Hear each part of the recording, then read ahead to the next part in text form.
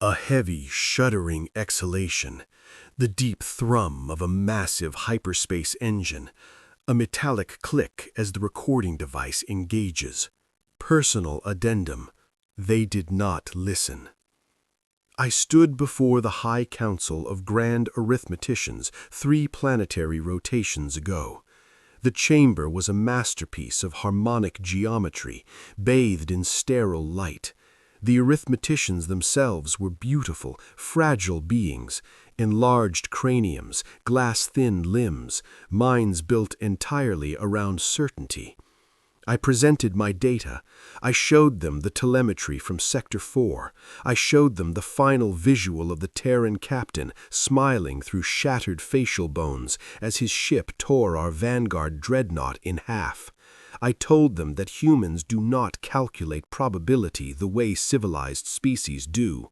I told them their psychology is driven by a chaotic variable we cannot quantify: spite. The prime calculator listened in perfect silence. Then he laughed.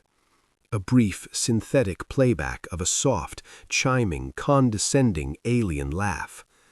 "A statistical outlier, Xylar," he said, "a localized panic response from an uneducated crew.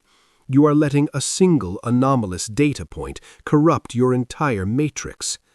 He waved a translucent hand over the central hololith, bringing up the planetary survey of Earth. "Look at their origin," he said, "a biosphere in constant crisis, tectonic violence, thermal chaos, pathogenic saturation, a weak, chaotic accident of evolution. They die in droves to their own weather. We will subjugate them in 4 planetary rotations." The council looked at that world and saw weakness. I saw a crucible. If a planet tries to kill you every day and you refuse to die, what does that make you? I tried to explain that Terran biology is only half the problem. Yes, they are overbuilt endurance predators. Yes, they ingest toxins recreationally and call the pain flavor.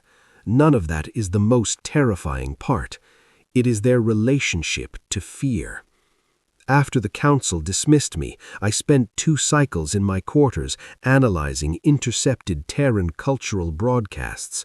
I wanted to understand how a Death Worlder rests. I discovered a concept they call recreation. Xylar's voice drops lower, losing its academic polish. Humans throw themselves out of aircraft at terminal velocity and rely on fabric to save them. They leap from bridges attached to elastic cords. They sit in darkened rooms and pay to watch dramatized versions of their own murders. Why? Because I realized a horrifying truth about the human brain. When humans are too safe, they become restless. Their bodies were forged in chaos. Some part of them misses the terror, so they manufacture controlled danger to feel alive again. How do you intimidate a species that rehearses fear for leisure? You do not. I begged the council to cancel the mobilization. I told them that attacking such a species was mathematical suicide. They ignored me. The grand arithmeticians ran their flawless simulations. They calculated a 99.8% probability of total victory. The Ascendant Armada was mobilized. 3,000 pristine warships armed with precision plasma lances and harmonic shields. I was ordered to accompany the fleet as a tactical observer, a punishment for my illogical cowardice. The deep hum of the hyperspace engine begins to pitch up, whining as it prepares to transition back to normal space. We are decelerating now. We are breaching the outer perimeter of the Sol system. The fleet commander has broadcast a fleet-wide message. We expect to establish a symmetrical blockade around their outer gas giants. We expect clean lines of engagement. We expect them to see our numbers, run the math, and power down their reactors. A violent, shuddering boom. The audio distorts heavily. Immediately, alarms begin to scream across the bridge.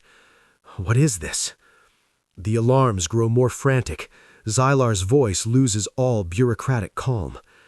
I am looking at the primary tactical displays. The sensors are blinding me with proximity warnings. This is not a defense grid. It is a wall of garbage. They have dragged asteroids out of their belt, hollowed out cargo containers, decommissioned mining drills, unstable fusion cores.